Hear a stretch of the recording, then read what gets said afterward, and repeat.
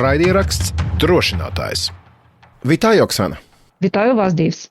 We are speaking on the 40th anniversary of Chornobyl tragedy. How do people in Ukraine, generally speaking, look at this day now, 40 years on? So really, I can't answer this question in a few words because we have different layers of memory. Many Ukrainians took part in liquidation of the results of the Chernobyl catastrophe, and for many people, it's a family history and it's a story of their relatives or their friends. So for many people, it's very personal. For other people, Chernobyl catastrophe is one of the points of accusation of Soviet Union. And for Ukrainian society, it was such a moment that maybe the whole Ukrainian society understood that it was Soviet Union which is guilty in this situation and this catastrophe. And they didn't inform people and so on and so forth.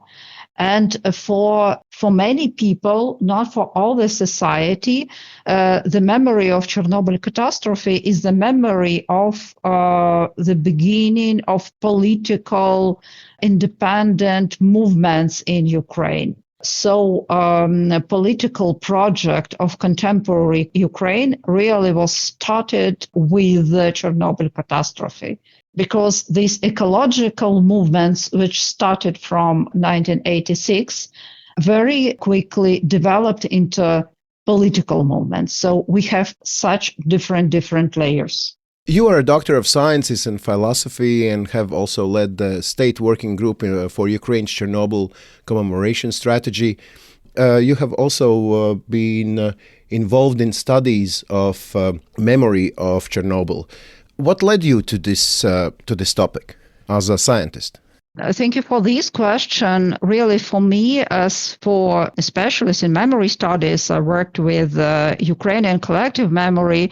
I understood that Chernobyl memory is somehow lost in different layers of memory. And for a long time, and maybe now really, Chernobyl had no its own language of commemoration. So immediately after the catastrophe, people tried to speak about Chernobyl catastrophe using the language of Second World War memorialization. So these people, I'll explain. So that people who fight it with fire with the results of catastrophe, they were described as soldiers of the Second World War.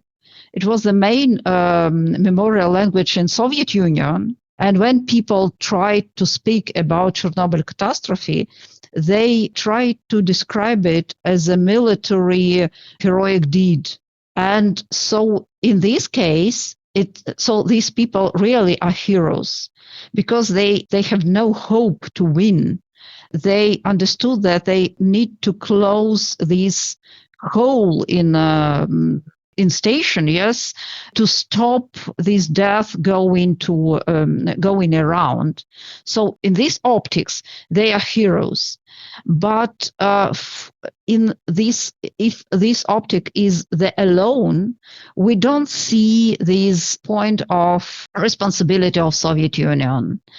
We don't speak about the ecological catastrophe and so on and so forth. So I want to quote one researcher of Chernobyl memory who noted that the memorials to Chernobyl catastrophe and to Afghan war are very similar because we don't know how to speak about it.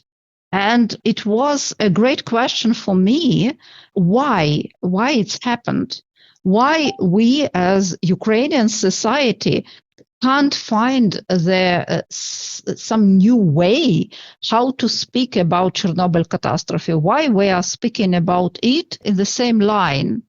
So we try to speak about military heroic deed.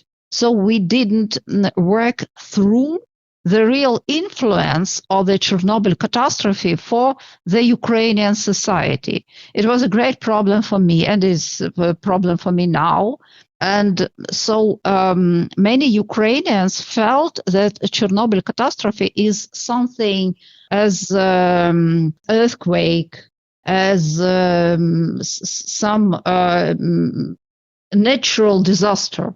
Yes, it was not natural disaster. So such was my motivation to work with this topic. So have you found the answer? Really, no. So many years ago, a Ukrainian historian of literature, Tamara Gundarova, wrote such a book, Post-Chernobyl Library. And she analyzed Ukrainian literature, Ukrainian fiction, and she proved that Chernobyl catastrophe really framed all the development of Ukrainian literature for many, many years.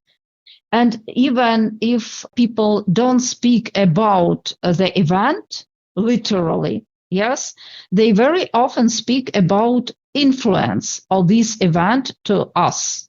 And we see the influence of Chernobyl catastrophe in popular culture. We have, for example, such a singer, very popular singer named Anuka, and she devoted big part of her songs and she made projects devoted to Chernobyl.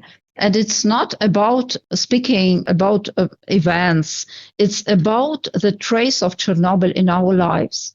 I don't mention such a computer game, Stalker.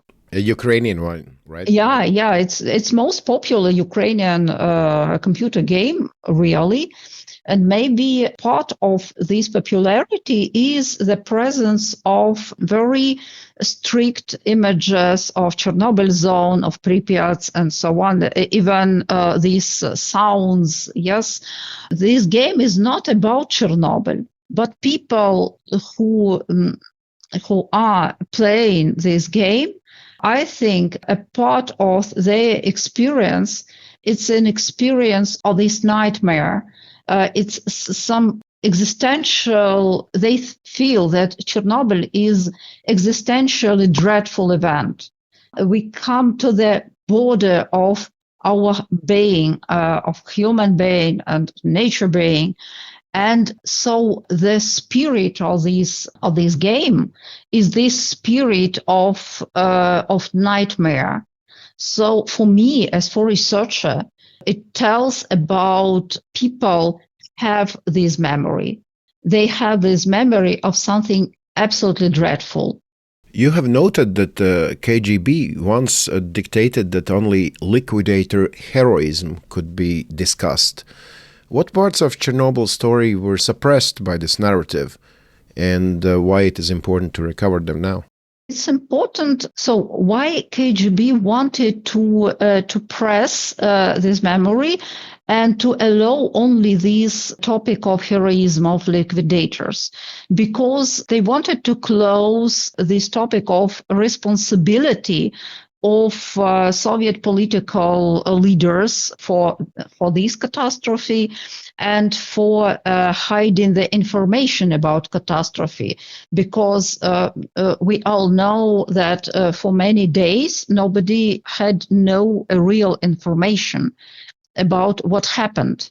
And even these great May demonstrations were organized in Kiev, and people were in danger. So to press this memory, Soviet political leadership wanted to allow only one line of speaking about Chernobyl, the heroism of liquidators. So in other case, we need to speak about responsibility, and they didn't want. That's why for Ukraine, it's a starting point of political, independent political movements, independent political organizations, because it was obvious that we need to speak about responsibility of Soviet Union. We need to speak about responsibility of Communist Party. And that's why in Ukraine, we started to work with this. If we look at Chernobyl, do you see big changes of how this day, the April 26th, has been in public agenda, like let's say 30 years ago and 5 years ago. Let's not talk about today because now is the full-scale invasion, and we will talk about that separately. For many, many people, it's personal loss, yes. So they lose the places their relatives lived. And for last years, this layer of memory became more and more visible. So we speak about people resettled from Chernobyl zone. We speak about cultural heritage, which was buried in Chernobyl zone. We speak about not only about atomic station and Pripyat city. We speak about Chernobyl as very old and very an ancient center of Jewish culture. So we try to see the different layers of this catastrophe. And there has been added at least one layer now, I think, after the Russia's full-scale invasion. Full-scale invasion. And I remember clearly of Russian invaders digging positions in the Red Forest, as it was reported, and Ukrainians laughing and putting out memes all over the internet. So Chernobyl has been part of your most recent struggle against occupiers. What this experience has brought into the whole topic of Chernobyl? Full-scale invasion, at the beginning of full-scale invasion, which started from Chernobyl zone, added one more moment, yes. So this tragedy is going on. It is not finished. It is going on, and we see these invaders in Chernobyl zone, and really they made a big hurt to Chernobyl zone when they sat there. I don't know really are they Russian soldiers were hurted when they dig trenches in Red Forest. So it was really a great source of memes and something very funny. But I don't know about real danger for them. But they destroyed a great number of the results of researchers which were preserved there in zone.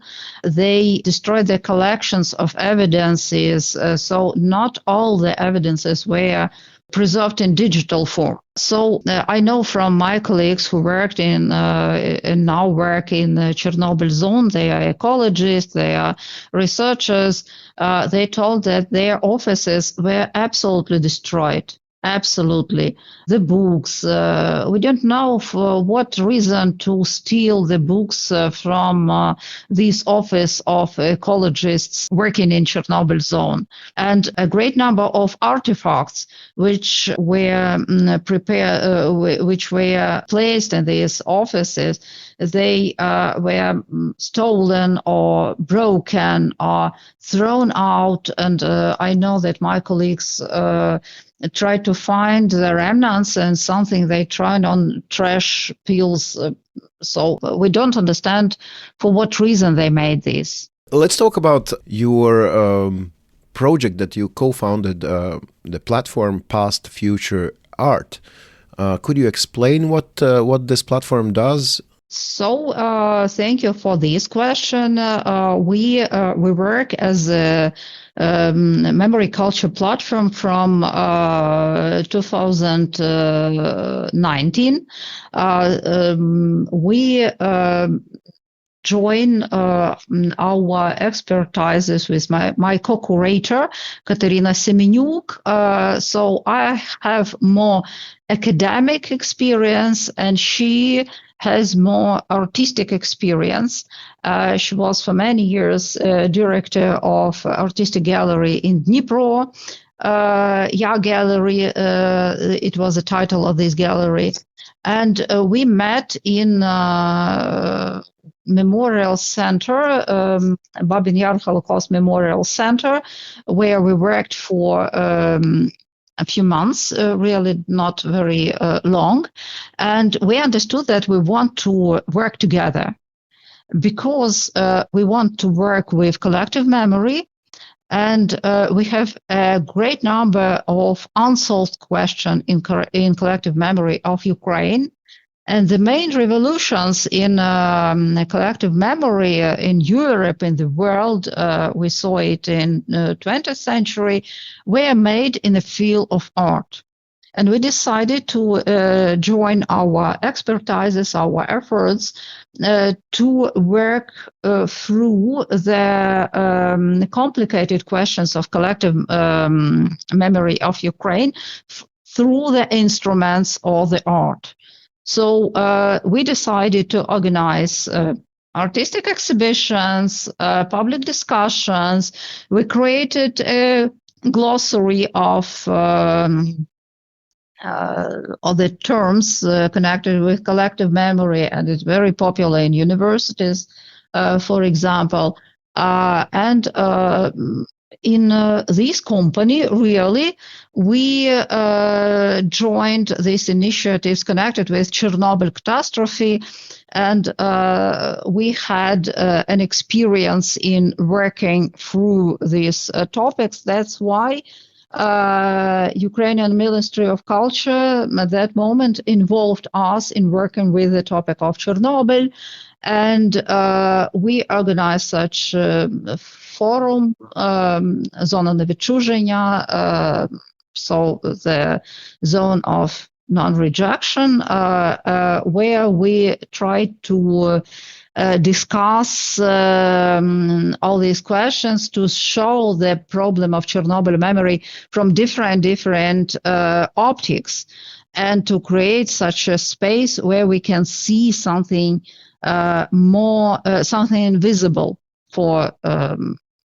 others. Yes, so ecologists see their own topics, artists see their own topics, and so on and so forth. So we join all these people and propose them to speak together. So really, we are working with the distant tragedies before the full-scale invasion. So Chernobyl was the nearest historical event which we worked with.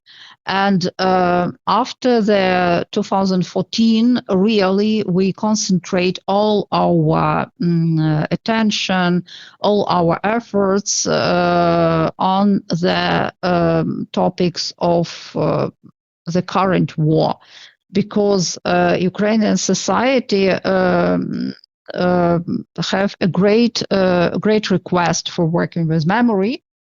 Really, we were not sure that people in 2022 will have a request of working with memory, because we have very actual questions of survival, yes, and of current war.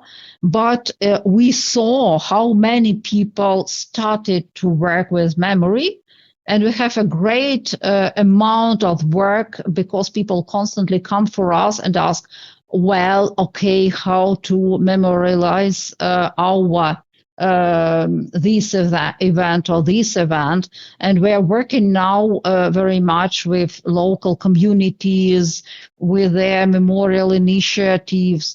We organized facilitated meetings, because it's the topic of memory is very traumatic and conflict creating.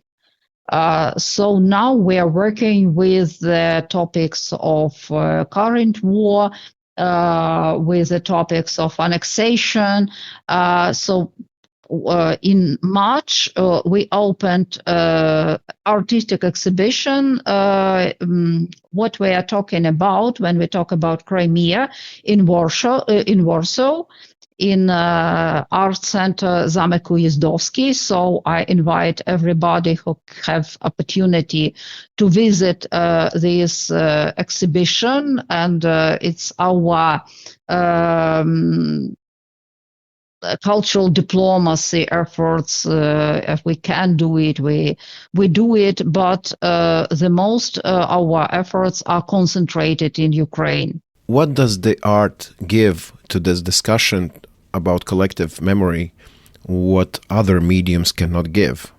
What does it bring to the table? I mean, why art is important in this sense?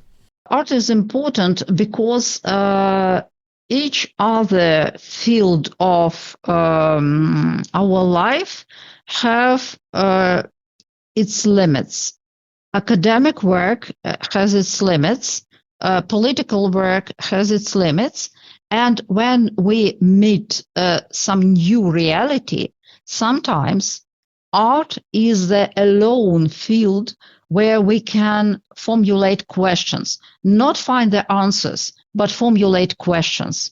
And art is unique in this field.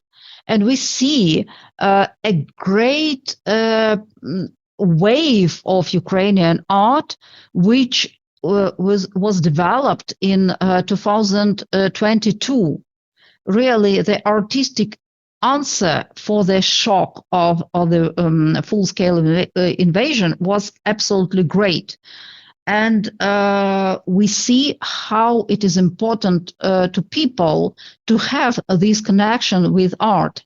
We understood that for now, Ukrainian museums with the hidden collections, we have no collections in museums, but museums with the temporary exhibitions of contemporary Ukrainian art appear very important for people. And we have crowds of people going to museums, speaking with artists about art, and so on and so forth.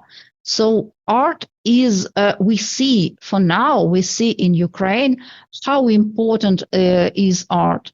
And artists can propose something which can't propose nobody. For example,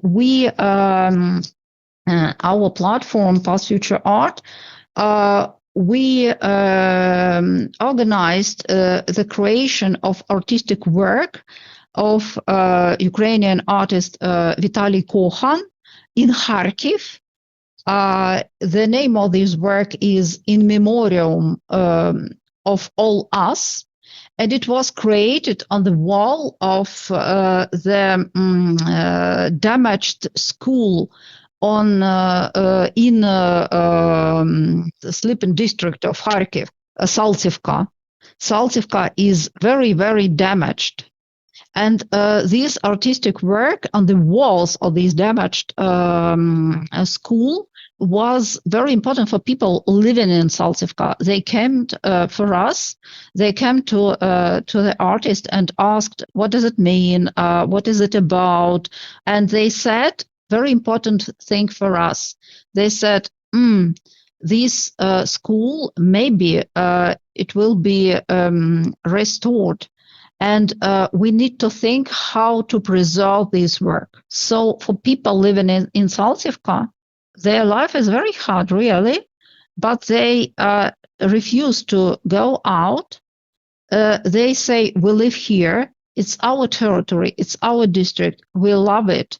And we will not refuse it. We will not reject it. Yes, we don't agree to destroy it. And for them, this artistic message is important as acknowledgement of their experience, as a gesture of support, as understanding of their experience of living inside the war. Not other instrument can create such a gesture of solidarity. That's why I'm absolutely sure that art now in Ukraine, especially now, is very important.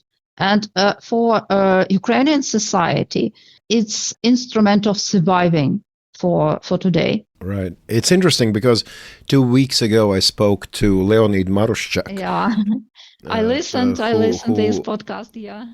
Oh, yeah? Okay, great. So, yeah, and it was interesting to see that, to speak to him about moving the art away from the danger of frontline, and art also now being as a tool of Ukrainian self-awareness.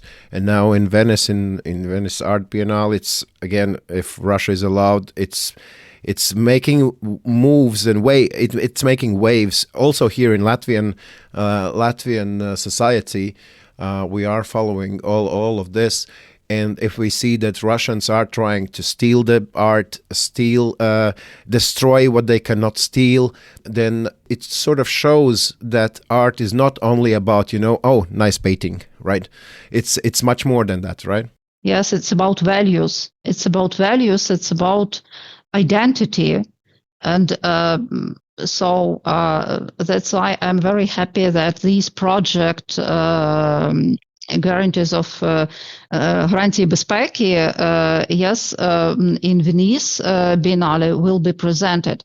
And I'm grateful for Latvia, really, because Latvia refused to take part in official opening of Venice Biennale through this support of Russian pavilion. And for us, it's very important, too, to see such position. I hope my next question is not perceived as offensive one, but has this full-scale invasion helped in some way to maybe answer those long-standing questions in collective memory you were mentioning before? Really, we have great changes, and so we're not unique in these contexts, because each country, really, if we see the experience of each country which appeared under aggression in history, saw some processes like these.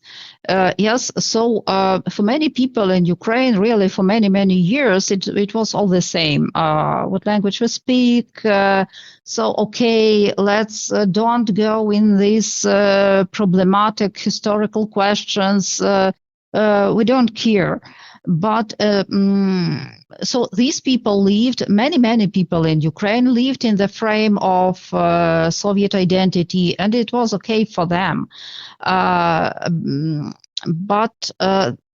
from 2014 and especially in 2022, situation changed dramatically, and even people who lived with this Soviet nostalgia, with this understanding that, okay, it was great country, we have great victories, so let's don't divide our nations, and so on and so forth. So even such people understood that Russia is aggressive state, and we have nothing common with it, and our task, our aim is to found our own understanding of our own destiny without Russia. And that's why people started to, many people refused to speak Russian. Many people started to find their, so maybe roots, maybe some new images. They started to read books in Ukrainian and listen Ukrainian music, and discovered many interesting things, really. I know such people, they changed their understanding of Ukrainian culture. And in this situation, when people lost something in their memory, they need to find the new base, what will help us to understand ourselves. So for many people, the Second World War, so-called Great Patriotic War, was very important part of their identity. And now a country which use these patterns of Great Patriotic War, waging against us an aggressive war. We can't use the same patterns. So people started to read classic Ukrainian literature and discover for themselves many important things. So I don't want to say that the war helps us, but the war made such changes possible. I'm not thankful for the war, because if the situation could be other, if Russia is not aggressive state, which it's not a criminal state, yes, we could live in this idea of our closeness, of our brotherhood. So it was possible only in situation if Russia is real our partner, if Russia is real brother, but it is not so. So that's why people try to find their new lines of their identity. But let's talk about the period before the Russian invasion. You were born in Latvia and lived your first few years in Latvia before moving to Ukraine. And maybe you have followed a little bit more and know a little bit more about Baltics, the situation in Baltic countries than an average Ukrainian. And maybe you can answer this question. But if we look at the history of Russia's influence in Ukraine and in Baltic countries, the patterns are the same. They try to, fight against our languages. They try to fight against our culture, our national identity, historical memory. Yeah. But is it right if I'm guessing that the perception of Russia in Ukraine and in Baltics was a little bit different? That we were, outsiders would say, we were more loud in saying, "Oh, Russia is not a good guy," and Ukraine was trying to be like, "Well, we're here, we're almost the same, and let's make it work." Do you see that there were differences between Baltics and Ukraine in perceiving Russia before the war started? So Russia worked in Baltic states and in Ukraine with a very similar instruments, but Ukraine was in slightly another position. So if we will make step back into Soviet Union, and maybe in Russian Empire even. So the position of Soviet Union was Ukraine is a special nation, so we acknowledge that Russians and Ukrainian are different nations, but they are very close. And in Soviet Union, it was made such a steps to correct Ukrainian language and make it more similar to Russian. So to create such an opportunity for Ukrainian language to become Russian. Yes, and they developed such a concept of the cradle of three brother nations, so Russia, Belarus, and Ukraine. And so this concept supposed that we have the same destiny. We need to be together, and in some future we will unite in some new community. So nobody in Soviet Union imagined that Latvian will make such evolution to become the same as Russian. Yes, so we have quite different culture and quite different languages, and so in this context we can support it. So how to say it shortly? So Ukraine looks like a very supported nation, very supported culture.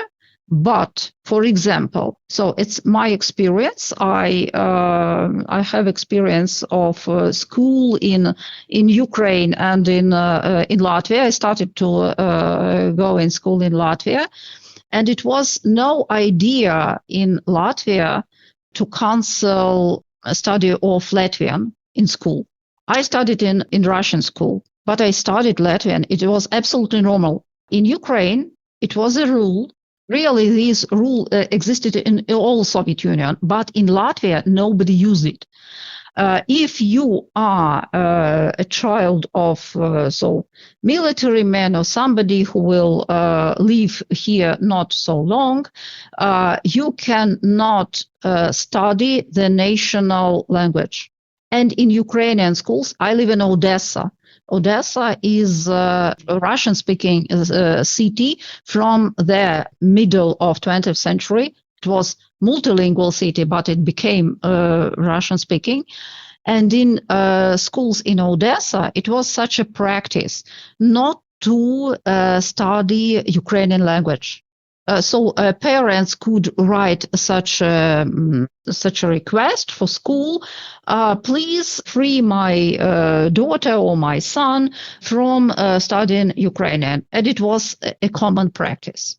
So Latvia protected Latvian culture better than Ukrainians, because Ukrainians were in this situation of dissolving the Ukrainian culture in such a common bouillon of Russians were elder brothers.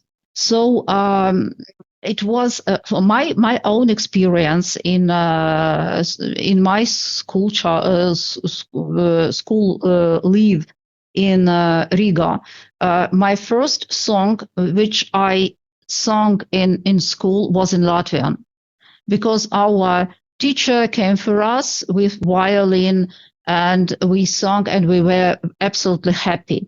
For me, it was absolutely normal that I need to understand this language because I live here.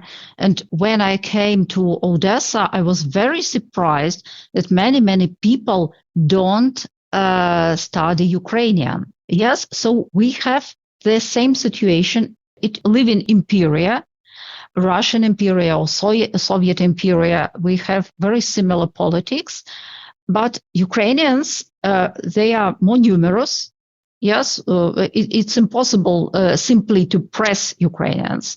So if it is impossible to press, they needed to invent some new instrument and to dissolve Ukrainian culture in Russian, to prove that you are not a separate nation, you are the same.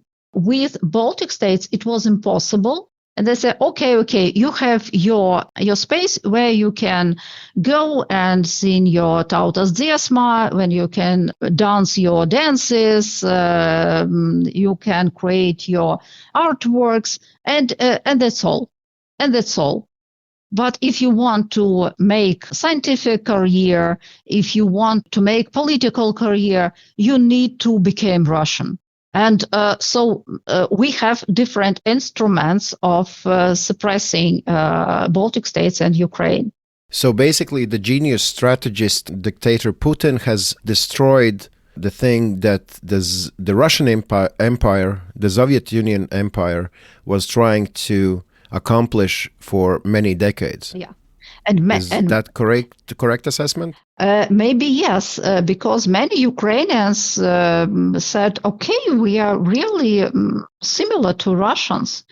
We have no barriers between us. And Putin, for now, he destroyed the results of many years, many decades of working of Russian Empire and Soviet Union. If we turn to a little bit different topic of dark tourism, Chernobyl has been world famous place where people who have been tired of regular tourism go and see the places of tragedies.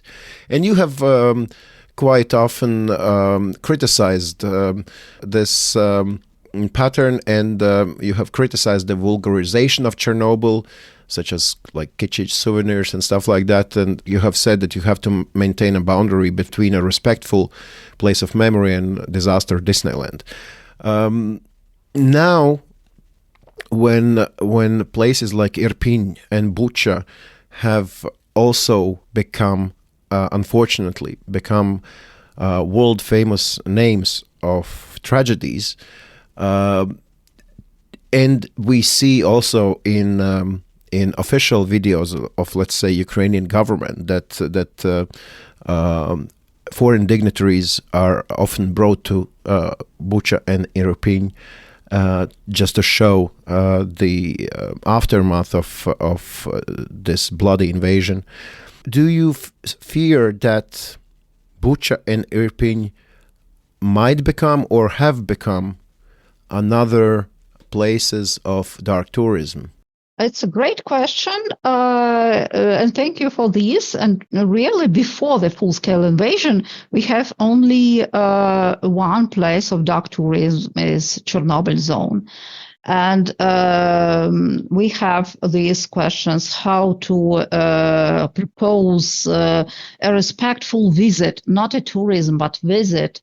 And our good, the wonderful colleague, Alexander Sirota, who was working with the development of this strategy of visiting,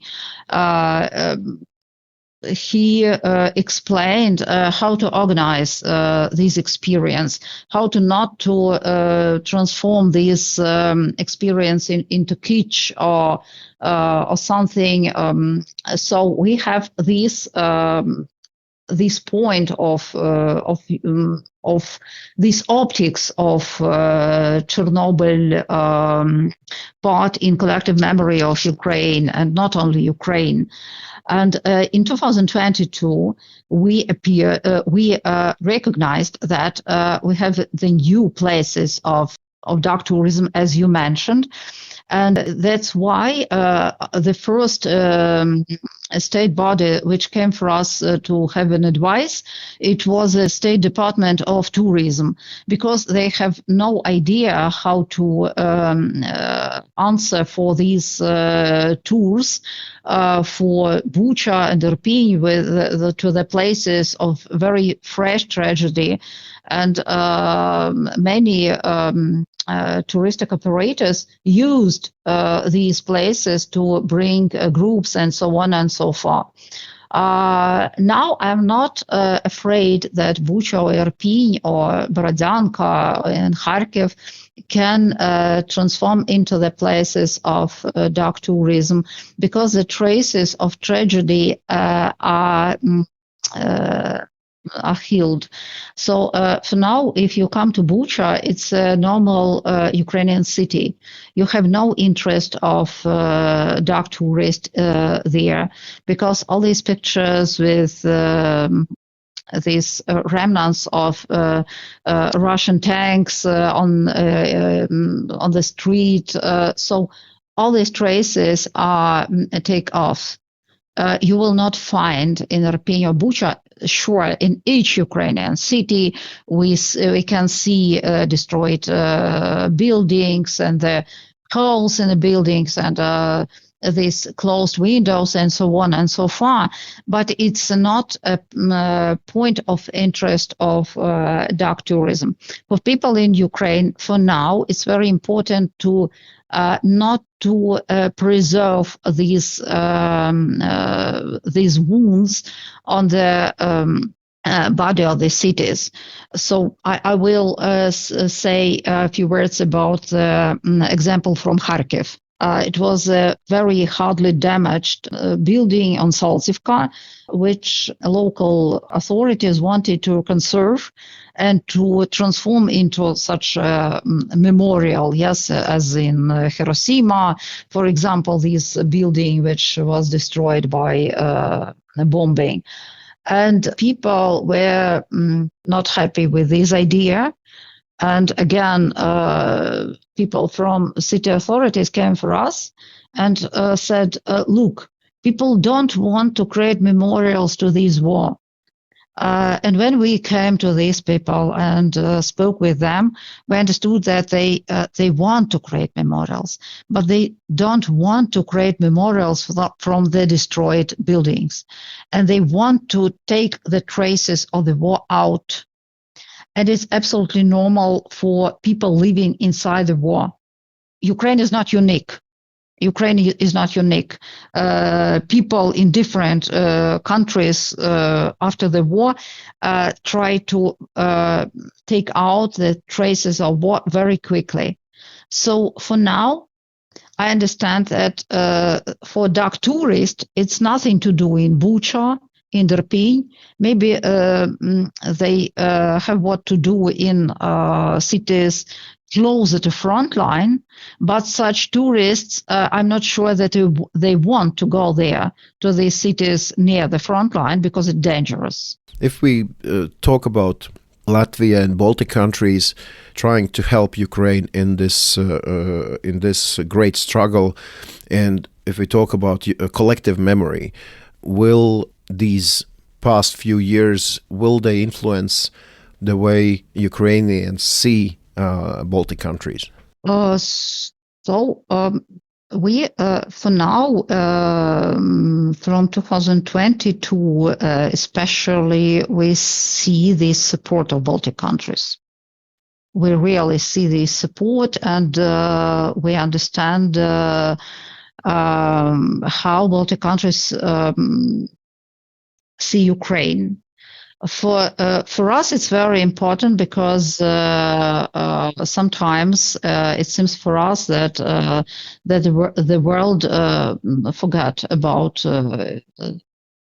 Russia-Ukrainian war because they have more interesting topics. But we understand that Baltic countries understand us more than United States, more than France, more than Spain, because Baltic countries absolutely clear see the danger of Russia. And for us, it's obvious. It's obvious that Baltic countries understands. My colleague from Latvia, she is a psychologist, and she told me that they discussed with her neighbor how to organize the defense of their houses, and how to can they, for example, organize the machine gun to defend their houses by their own hands. So, in my experience, I have people in Latvia who are ready to protect their houses. So it's inspiring for Ukraine. Because when we see some questions from, I don't want to name these countries, but people say, okay, but what to do? Maybe Russia have some reasons. In this moment, we look to Baltic countries and understand, okay, we know that there are people who will not ask us these questions. So maybe I will answer this way. Thank you then so much, Oksana, for speaking to Latvian Radio, and be safe, right? And have a soon victory. Thank you very much. Paldies! Raidieraksts Drošinātājs.